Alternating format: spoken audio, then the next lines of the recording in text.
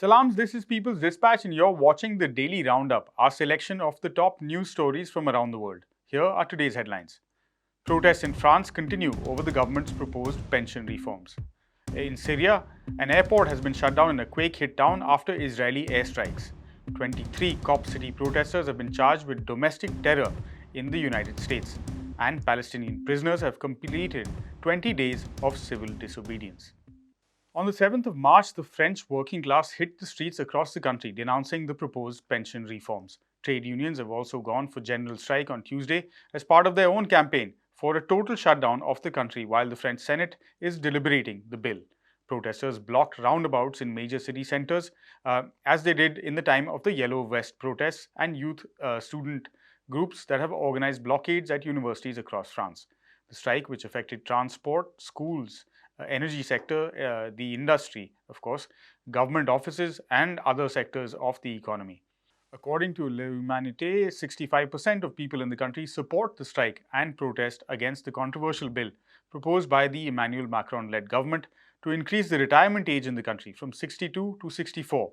But the bill also stipulates 43 years of mandatory service in order to earn full pension and benefits. In the protests and mobilizations organized by the coordination of trade unions, leftist parties, and youth and student groups against the anti-worker pension reforms started since January this year, millions have participated and demanded rollbacks in the proposed reforms.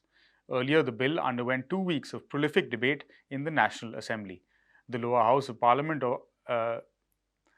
failed to go for a vote on raising the retirement age and subsequently passed over to the Senate. While the trade unions and left-wing coalition, New Ecological and Social People's Union, the NUPs, continue their opposition to the bill in the streets and in Parliament, the Macron-led neoliberal government expects to pass the bill with the support of legislators from centre-right parties. An early morning airstrike on the 7th of March has damaged the Aleppo International Airport in Syria, affecting aid delivery to one of its worst affected provinces in the last month's earthquake.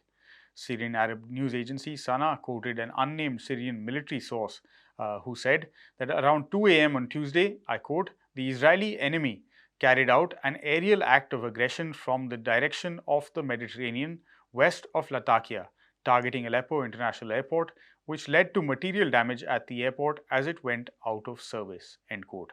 Though there were no reports on casualties, Sana tweeted that because of the damage to the airport, Syria's transport ministry has decided to shift all humanitarian aid planes and scheduled flights at Aleppo to Damascus airport.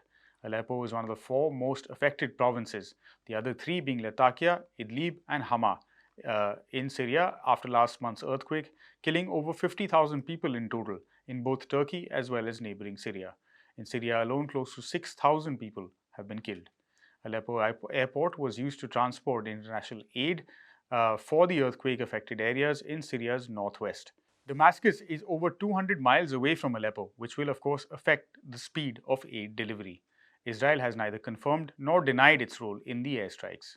That said, Israel frequently violates Syrian and Lebanese airspace and carries out attacks inside Syrian territory.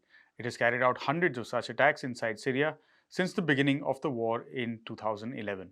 Hundreds of Syrians have been killed in these attacks, which have also caused large-scale destruction in the war-ravaged country to particularly civilian infrastructure. At least 5 Syrians were killed in a similar Israeli attack on civilian areas in Damascus on the 19th of Feb. Authorities in the US state of Georgia on Monday charged 23 protesters with domestic terrorism in relation to a vigorous ongoing week of action against the construction of what protesters refer to as Cop City.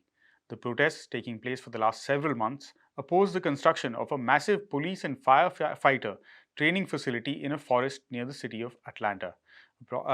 This project is at an approximate cost of $90 million US.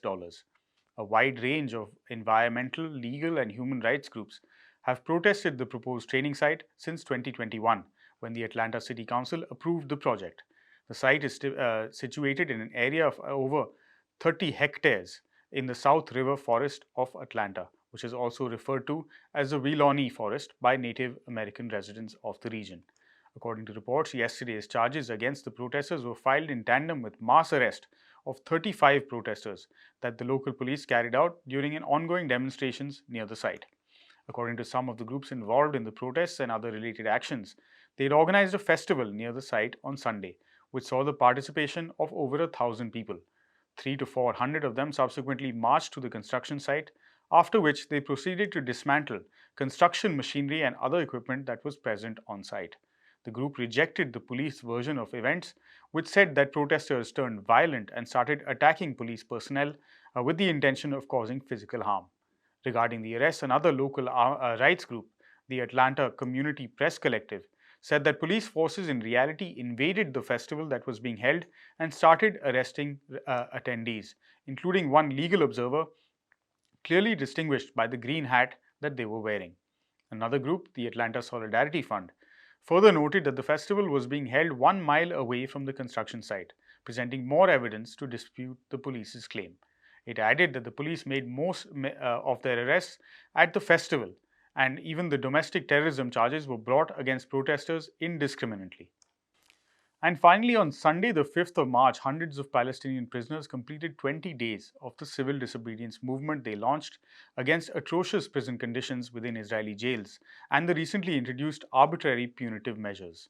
On Sunday, prisoners decided to escalate their protest as Israeli authorities have not responded to any of the demands. Prisoners decided to close off all sections of the jails between 10 a.m. and 1 p.m. to oppose prison authorities. This is according to reports by Al Mayadeen.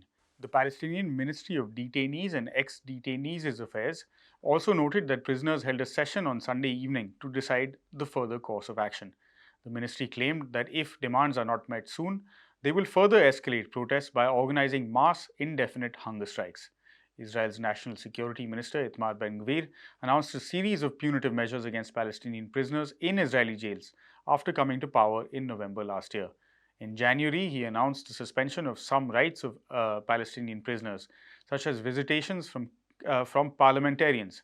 He also ordered the withdrawal of several other amenities available to them and introduced greater restrictions on their movements within prison compounds.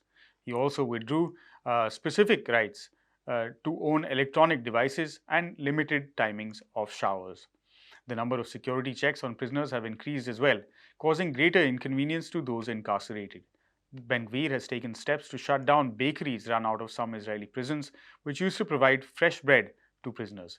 He even claimed that he wants to make sure that Palestinian prisoners do not eat fresh bread inside jail, liking the availability of fresh bread to being in a restaurant.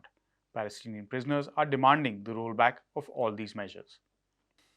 That's a wrap for this episode of the Daily Roundup. For more such stories, head to our website peoplesdispatch.org and don't forget to follow us on Facebook, Twitter and Instagram. Thank you for watching. Goodbye.